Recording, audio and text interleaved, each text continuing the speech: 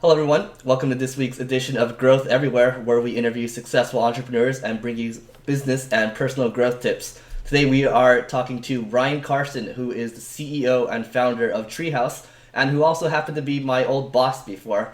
So very thankful for my experience at Treehouse. Ryan, how are you doing today? Yeah, great. Thanks for letting me be on the show. I'm excited. Great to have you. So, yeah, why don't we start off with talking a little bit about what Treehouse is, and so our audience gets an idea. Cool. So Treehouse is an online school, and we teach people how to code and how to make apps. So if you want to make iPhone apps or Android apps, or if you want to make a website or code an app for the web, we take you from knowing nothing to being able to do that. Cool, great. And Treehouse has been on a tear, recently in terms of growth. So, how are you guys doing in terms of revenue and in terms of users right now? Thanks. We're doing. Thanks for saying that. We're doing really well. It's kind of a lot of this is like half luck, a lot of trying, everything in between. But we're doing about 8 million plus in revenue now a year. We have over 50,000 students, and we're growing. We're growing really fast. So I think everything, thankfully, is kind of working really well, and we're really excited about the future.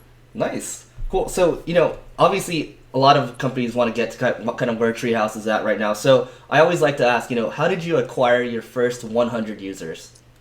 Well, the key for us was, the idea that you build an overnight success over years of hard work, right? Mm-hmm. So the key for us was I built up a business called Carsonified or Future of Web Apps, which is an events company, and we did these conferences. And the reason why we were doing conferences is because I was passionate about the web industry, and that built up a good network. I was on stage, I was interviewing people, I was seen as the connector, and when we decided to launch Treehouse, we thought, we want to be able to teach people, but at scale. So let's build Treehouse. We did that, and we launched it on top of that business. So I actually launched Treehouse at one of my own conferences, and that worked really well. And that's not repeatable for everybody, but I believe the basic truth of running an event in the niche that you are aiming at and becoming a connector in that niche or that industry yields huge results. It takes a little while, and it's not super easy running a conference, but if you do it and you don't try to make a profit, then almost anyone can do that. It's almost like a meetup, a glorified meetup. Do a couple of those, be seen as the connector. I can't say it enough to people. That has been probably the single biggest source of any success I've had, is building up this network early on, and then offering value to that network, and then when it came time, asking that network to buy. Got it. So let's dive a little bit into that. So you say maybe starting from the beginning, if you want to build like a network, you might start throwing meetups. So and you talk about adding value to them too. So how would you start doing that? Like, what would be your process? Well, so I would start by looking at who your customer is, and then trying to understand, what do they want. Do they want to learn something? Do they want to find something? What is it that they want? And then you just start in your hometown and probably start a meetup. It's probably the shortest, easiest thing to do. And go to meetup.com would be an easy way to do that, and just get the first 10 people there. I mean, it feels very small and very insignificant at first, especially if you're a hungry, driven individual. But I think even though it starts small, that stuff builds very quickly. And then what you could do is just get a projector, invite someone to speak, and offer value to the attendees. Even try to get free drinks at the end for them. And then once people start receiving value, this is why I think the book How to Win Friends and Influence People has been a real key to my success, is just understanding, what do people want and how can I help them get that? And that same thing applies to the events. And once you're kind of seen as this person that's running the event, people naturally assume that you know what you're doing, for better or worse. And then and then they start coming to you. You get a reputation, and then you build on that. And it's a slow build. This probably needs to be done in addition to any sort of online effort as well. And this is where actually I just picked up this book, which I'm sure you're aware of, the Jab, Jab, Jab. Gary Vaynerchuk's. Yeah, I took the cover off it, but it similar concept. And I thought actually that book was going to be fairly simple, but actually it's got a ton of detailed case studies in it, and it's really good. It's similar concept though, like, hey, offer people value, and then ask. And I don't think that concept is ever going to truly go away. The way that's done may change, but events are a powerful way to do that, and then you can carry on that in social media. Yeah, one of my favorite quotes is from Zig Ziglar. It's about, help others get what they want and you get whatever you want. I agree with you. That concept's never going to go away. So you started with meetups and you scaled it into a large scale business. Why did you decide to get out of events? Well, primarily because I didn't think I was going to make a very large impact in the world. For better or worse, I guess my ambitions were higher, and I thought, well, this is powerful and I am definitely encouraging people and connecting people, but this is never going to scale to millions of people, and also it's always going to be restricted to people with enough wealth to attend these meetings. The conferences with ticket plus airfare plus hotel plus travel costs, it's thousands of dollars. So we just thought, how can we give life-changing education to people, but at a very affordable price at scale? And obviously video, teaching through video and then taking tests online is a powerful way to do that. Got it. Okay, cool. Yeah, so going back into kind of the user acquisition portion of it. So obviously, I was on the team before. So how many marketers do you have on the team right now? We basically have a full-time designer, developer, someone who does all the ad buys. Basically look at AdWords. They buy all of our display ads. They do that full time, so it's 3. And then we have a community manager. So it's basically 4 people right now. Nice. Okay. Cool. And yeah, so with a team like Treehouse, some people might say, okay, Treehouse is hitting that growth. Maybe they should build like a full out marketing team. So the team seems fairly small. Is there any reason you guys decided to keep it small, or are you guys looking to scale it? I think we're going to scale it. It could be and should be way bigger, but we're kind of hitting our stride now as far as measurement. We actually have the machinery in place now to understand, our metrics. What is our conversion rate? What are the channels? What is the CPA at scale consistently? And part of that's hard, as you know, and all of your viewers know, is attribution. How do you do attribution right? And what we've decided on is to do a blended model where we allocate, I can't remember, I'd have to ask the team the exact percentages, but it's roughly something like 40% first click, we attribute 40% of the cost of that. And then we do something like 20%, or no, in the middle I think it's about 30%. And then at the end it's 30%. So all that stuff, because we're spending a lot of money on YouTube, and that stuff never converts directly, but it converts. And so what we're trying to do is, and of course Google is telling us that our CPAs are like $5 or something ridiculous. I'm like, well, we know that's not true, but because what they're doing is they're saying, hey, they watched a YouTube video at some point and then they convert. So we're trying to model that. Now that we think we have modeled that correctly, now we're just really going nuts and trying to figure stuff out. Yeah, no, I'm really on board with that. So for our viewers, Google Analytics has multi-touch attribution. It's still it's not ever going to be as good as building something in-house, but it's at least a starting point for anyone that wants to get started. A lot of companies like using last-click attribution. I personally don't think that's accurate enough. I think there's other touch points in the marketing funnel. So good point on that. I think the key takeaway is get to the point where you can build your own tool and it'll be more accurate. Which is hard. And that took us a long time.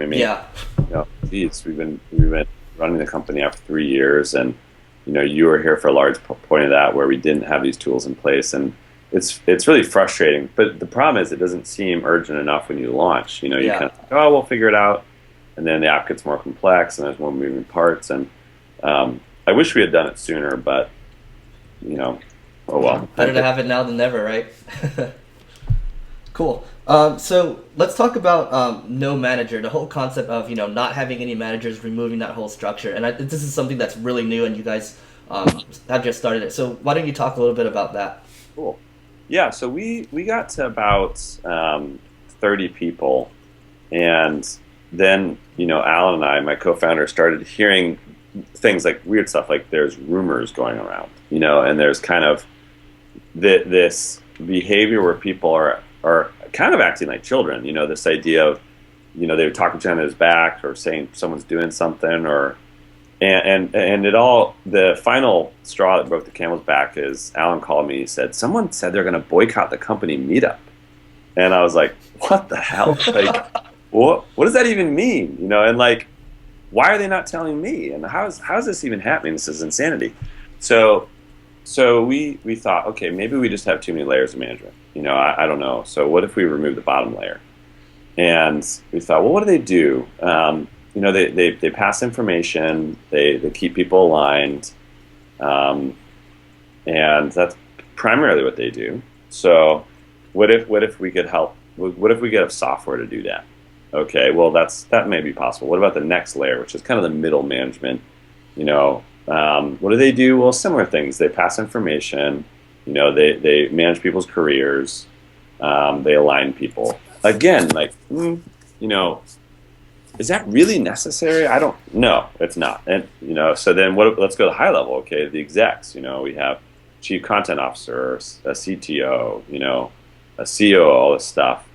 And we just thought, again, it's just another layer of abstraction from actually doing.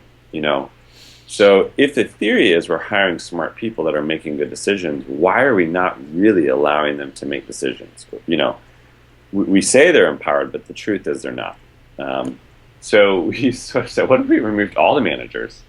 And we're like, well, that's crazy. No, wait, maybe. Yeah, maybe. All right, let's do this. And we basically wrote this huge document.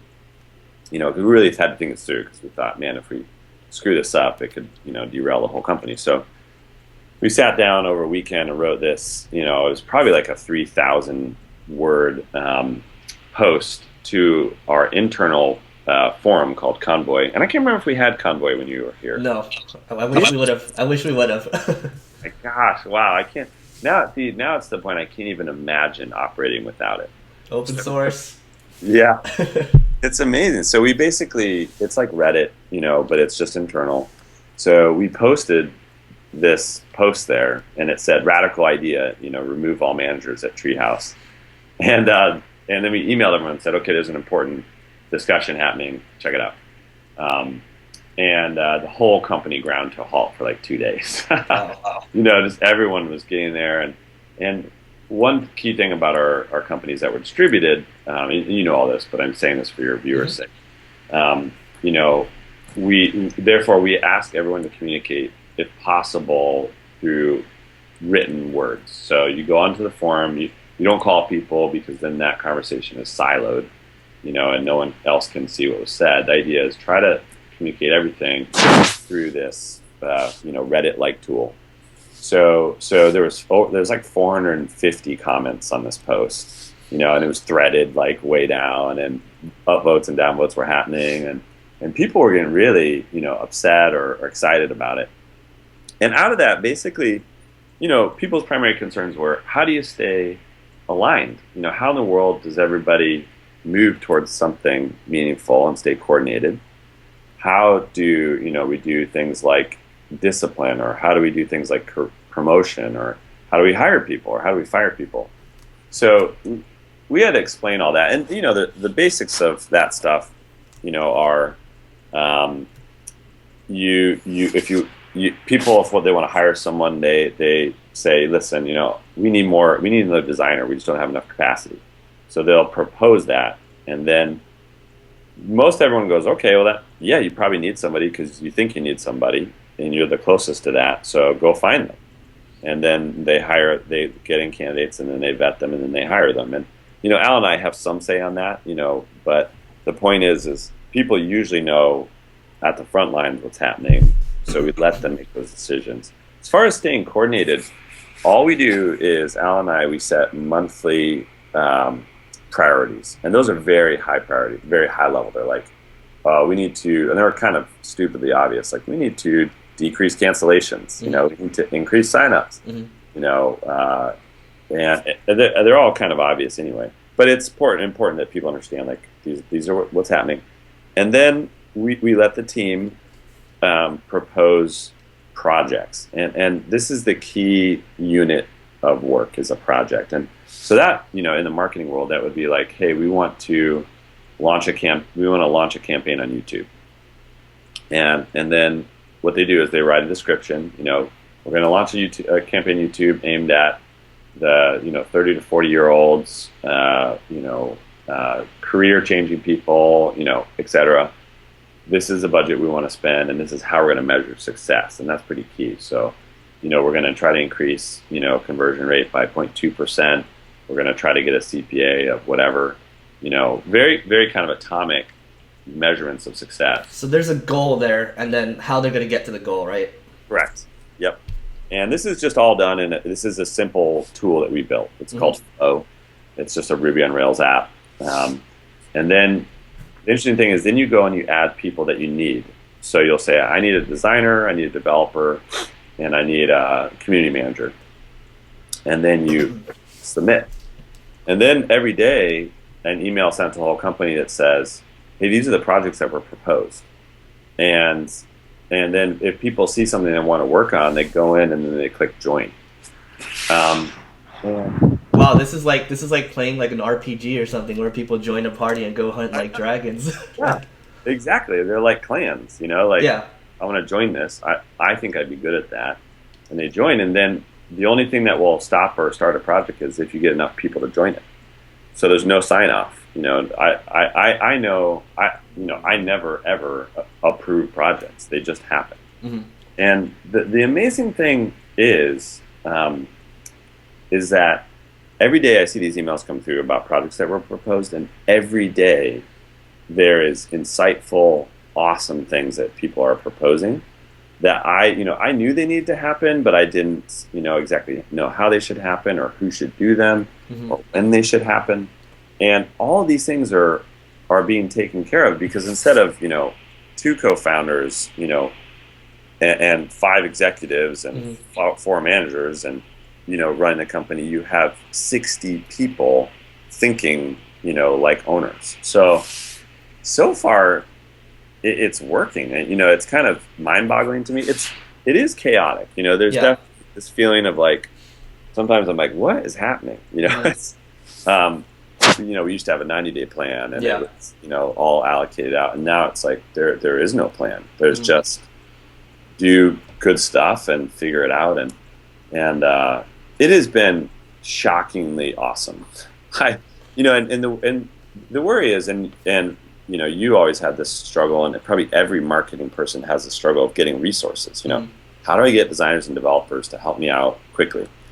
But the way we've dealt with that is we said, okay, we have focus areas. We have marketing, we have education, we have retention, we have ops. Mm-hmm. So pick an area that in general you're passionate about, and then try to focus on that area. So the designer and developer, they've said, I'm passionate about getting people to sign up. Mm-hmm. So I'm going to focus on that. Any projects that come out, I'm going to focus on them. I still don't have to do any of them.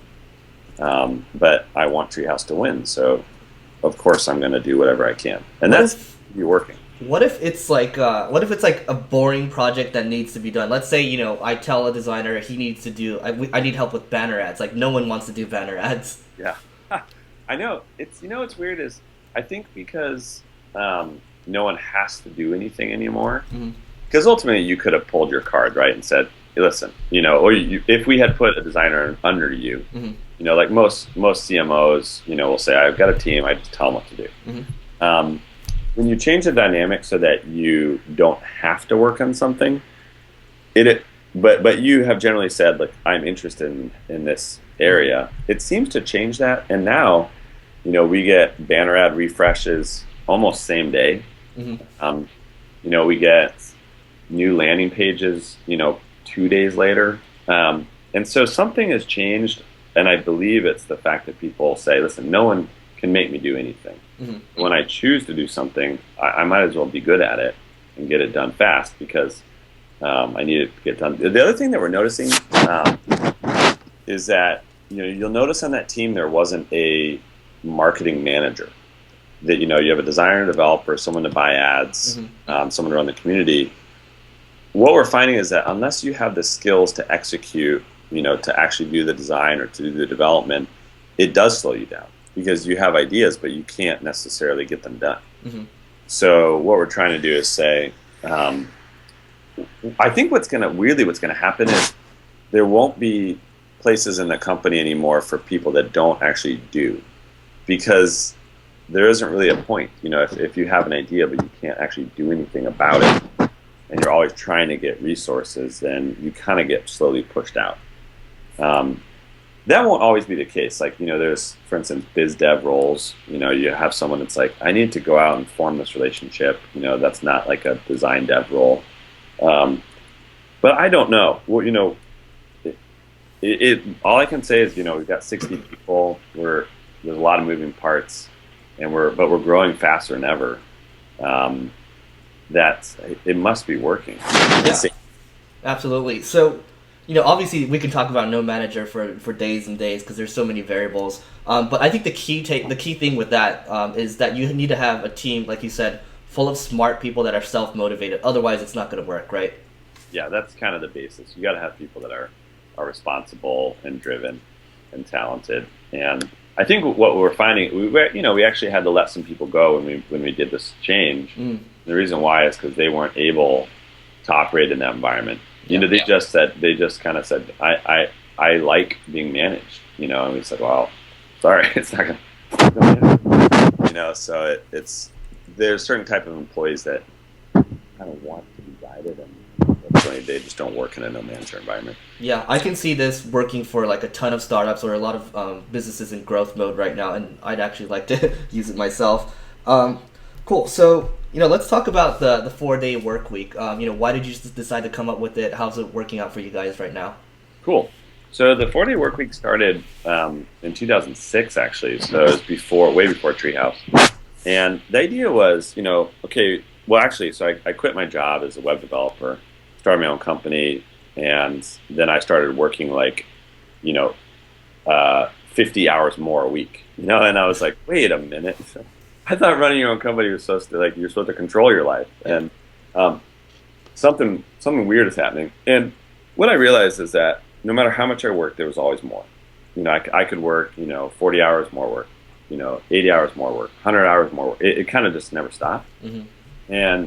And we thought, I wonder if it's possible to not work Fridays. We do information work. We don't, make bolts, that have to come off the factory line. Mm-hmm. So if we could work smarter and more efficiently, maybe we could get 5 days of work done in 4. So at the time, though, it was just me and my wife. So that was easy to say, okay, Fridays, we're going to take them off.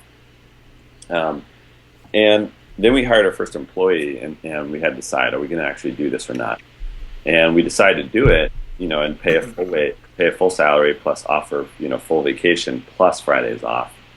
And ever since then, we've been doing it. And, now we have 60 people. No one works on Fridays. It's highly discouraged to overwork. It kind of means you're not managing your time correctly. Or you're not, curating your personal life. Either of those things are bad.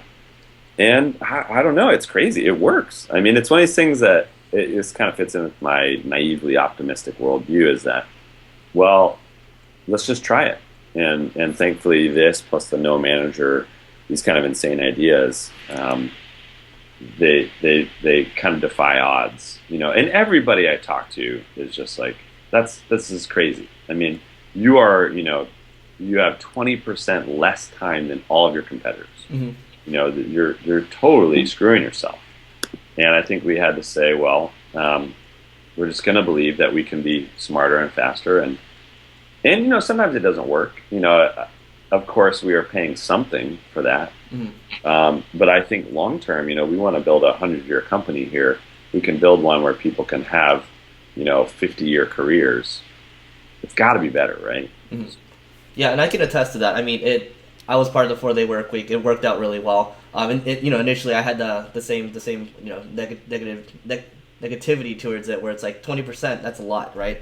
But you talked about not overworking, and when I used to work out of your place in Portland, I noticed there was always a cutoff time where you had to spend time with family, like go away employees, like I'm gonna go spend time with my family. So I think a lot of entrepreneurs kind of screw up there or don't pay that much attention to it. So what are your suggestions to people that in terms of like spending more time with your family, and what's your process for like setting cutoffs and all that kind of stuff? I really only got good at this when I had kids. To say before that, it was really easy and to let work slide into personal time. So I think it was just a reality that my kids were going to grow up, and they would reach a point when right now they're really cute. They're like, they say, "Daddy," and they want to hug me and kiss me, and they miss me and want to spend time with me. And I know there'll be a point when they're too cool for me. And that's like imminent. That's going to happen. I can't stop it. And so that terrifies me, so I sort of think, wow, I could send some more emails or get back to people, or I could, sit down and play Lego with Jackson. And which one is actually more valuable right now? Well, clearly it's spending time with my son. So they're both valuable, but I think, thinking about your life as short helps me to do that. And also realizing there's just always more work to do. Even if you work, 80 hours, someone's going to work 100. So you'll never win. And ultimately, if you are running your own company and if you're an entrepreneurial type person, like, isn't the whole benefit of that you create this universe that you live in, that you control? And so if you can control that, why not choose a universe where you can have fun, do something meaningful, and also have personal time? And the answer seems clear to me. It sounds like having kids totally puts things in perspective, and don't want to be that overworker. It's hard, I still feel kind of jealous of people that have this infinite time. I try not to, someone like a Jason Fried who, I don't know if he even has a girlfriend or not, but he seems just to have 100% of his time available to focus on 37 signals. And there's part of me that's like, gosh, sometimes I wonder if I am losing out. But the truth is, yes, of course I am missing out on some time I could spend on my business, but I have this amazing thing happening over here and of course it takes, some of my time, but that's a great thing. Mm-hmm. Totally agree with that. I think there's more important. I think family is always top priority, right? Yeah. And, on that note, and I know you and I are both passionate about working out, and, part of that is I also spend some time at the gym every day, and I mean, I change that a little bit. So I wake up at 5, I work from 5 to 6:30, and then the kids wake up. And the reason why I do that is because I want to go to the gym from 9 to 11 during the day.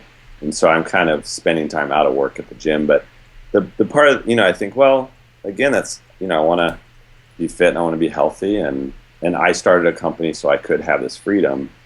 And I need to not feel guilty about that, and that seems to work. Right. And then all the benefits that come from working out, I mean, it's a no-brainer, right? So, Treehouse has world-class investors, right? You have some of the best-known investors. So, what's your advice to people that are trying to attract world-class investors? Well, so again, it comes back to the running events. It's crazy. So I got connected to Kevin Rose because of our events, and he was the key that got me amazing investors. So he spoke at our event in San Francisco. I didn't know him from Adam. I met him literally on stage, and we kind of became friends slowly, and then started emailing and got to be better friends. And then at one of our events in Las Vegas, I was like, hey, I want to show you this thing we made, and show you its growth, because it was going crazy. And he saw it and he's like, that's amazing. I want to invest. It's like, what? And I think, having that kind of friend access to the initial investors seemed to move the needle for me. Because then he said, listen, I'm going to put together a seed round, that'll be amazing. Don't worry about it. Let me just introduce you to the right people.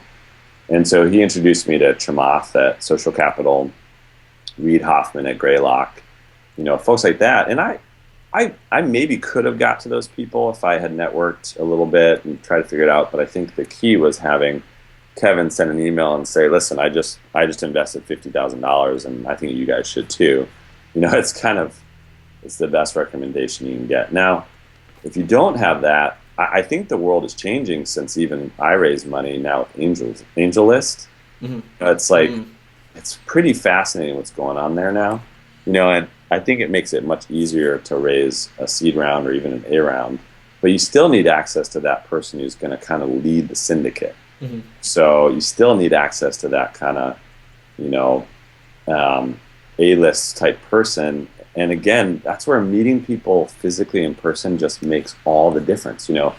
Having a drink with somebody and laughing and maybe talking about your kids changes everything. It gives you that ability to email that person and get some sort of meaningful response, or because you actually have a real relationship, and you can't, it's hard to kind of, fake that.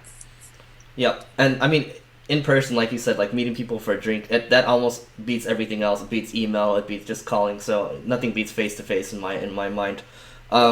So in terms of, let's talk about Entrepreneurs Organization. You joined a few months ago. I just joined a few months ago. How has it helped you exactly? Yeah, so EO is good, and it's there's a number of these kind of organizations, but I like EO because the idea is you have to be a CEO. You have to be doing over $1 million a year in revenue, and the idea is you get connected up with other people like that, and then. I don't know about for you, but the value for me is in my forum. Mm-hmm. So the forum is basically a small group of people, and the idea is you have total confidentiality. So you go in and you can share, things that are really scaring you or things you're really excited about. They could be personal or business related. And then the thing that I love about the group is the whole Gestalt protocol, which is you can't give people advice. So all you can do is speak from experience and say, well, I had an experience that was similar, and this is what I did, and this is how it worked for me. Instead of, I think you should do this, and that removes any of the worry about, so he gave me advice and I'm not going to take it, or I took his advice and it was bad, and it's been good. I kind of think of it as kind of like small group therapy for CEOs. The thing that I don't like about it that's hard is that I'm married and I'm not allowed to tell my wife anything that happens in the meeting. And I think that causes some friction.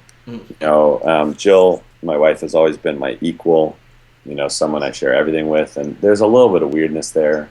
But I think it'll work out. Yeah. On that note, I'm not sure if they do it in Portland, Oregon, but I mean, this will probably be helpful for the audience too if you guys are looking to join EO. But in LA, they actually have spousal groups too. So the girls aren't, cool. Yeah. I need to see if we can join up on those. Got it. You can send her down to LA. But I totally agree. It is the forum that helps. And you have people from all different trades. There's people that are significantly older. And then there's people that runs all different kinds of businesses that can share different experiences. And I think paying that small fee for 1 year, I mean, it pays for itself many times over. And they have a lot of cool events too. So definitely try to join EO, or they have a program called Accelerator if you haven't reached that revenue number yet. So running down here, we have like 2-3 more questions. So Udacity, pivoting over to vocational learning. What's your take on that? I thought it was interesting. It's total vindication. I mean, they basically are copying our model. Mm-hmm. And as you know, we always said our job is to make people job ready for real, not to do a MOOC, not to disrupt education. It's to actually make people job ready. And I think what they realize is that's really hard. You can't just throw people into a video and some quizzes and you're done. And also asking people to pay is important because it connects them and gives them skin in the game. So it's great. It's total validation what we're doing. I think that they're making a mistake because they're bringing. I mean, they just launched a Salesforce module, and I thought, Mm-hmm. what's happening there is clear. Salesforce is paying them a lot of money to develop that curriculum. Now, yes, there's tons of Salesforce jobs, and those jobs need to be filled. And actually, it's becoming a crisis that there's not enough developers. Mm-hmm. But I don't believe that people, if they're trying to choose a career, should become Salesforce developers. Mm-hmm. It's not the platform of the future. They should be being taught open source tools, and then they can use those jobs anywhere. So I think the danger is you basically, it's a pay to play thing, and the students will be very wary of that. But yeah, it's cool, and I think Sebastian is obviously very intelligent. The team is very motivated. We're scared of each other, so it's a good thing. That's good. Competition's always good. That's right. Cool. And plus validation is good too. So what is one must-read book for entrepreneurs? I would say it's How to Win Friends and Influence People. Mm. The classic from Dale Carnegie. It's from like 1930 or something. It has just been so good. The other is if you're scaling your business and you have moved into a CEO role for real. I just finished a book called The Great Game of Business. Mm. And it's about open book accounting, and it's awesome. So the Great Game of Business and How to Win Friends and Influence People. I'll have to check that one out. By the way, I've been recommending Rockefeller Habits to everyone, and that was based on your recommendation, so thanks for that. Final question here. So if you could go back and change anything about growing Treehouse, what would you go back and change? I think I would develop the tools to measure correctly sooner. Understand attribution, understand CPA by campaign, and really get the data nailed down faster so that we would all have the tools to understand it. Mm-hmm. I think I would do that quicker. I would work on our referral campaign sooner. Our referral, I think referrals, getting people to talk about your product and signing up, can be one of the largest drivers, and we've always had that as kind of second-class citizen. So I would change that. Cool, great. So Ryan, thanks so much for doing this. A lot of insight here. You do things differently, and thanks for the opportunity at Treehouse. Yeah, thank you. Really fun. I'm starting to cough here too. But yeah, thanks Ryan. We hope to talk to you again soon. Thanks.